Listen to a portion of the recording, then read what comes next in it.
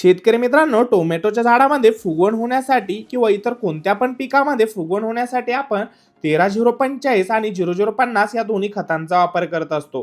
पण ही दोन्ही खते वापरण्याची वेळ वेगवेगळी आहे.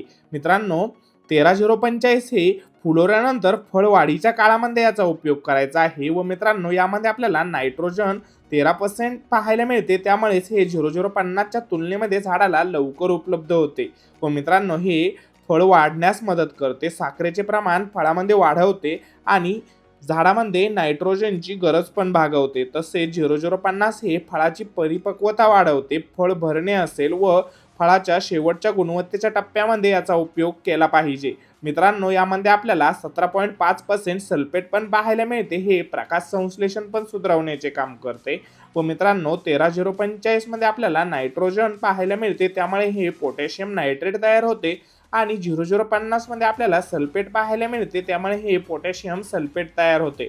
मित्रांनो, तर हे दोन्ही खते वापरताना आपल्याला 13-045 हे फुल सेटिंग झाल्यानंतर याचा उपयोग करायचा आहे आणि 0050 हे शेवटच्या टप्प्यामध्ये परिपक्वता व फळ भरणे आणि गुणवत्ता वाढवण्यासाठी याचा उपयोग करायचा आहे. अशी शेतीविषयी संपूर्ण माहिती जाणून घेण्यासाठी आपल्या चॅनलला लाईक, सबस्क्राईब, फॉलो नक्कीच करा. धन्यवाद.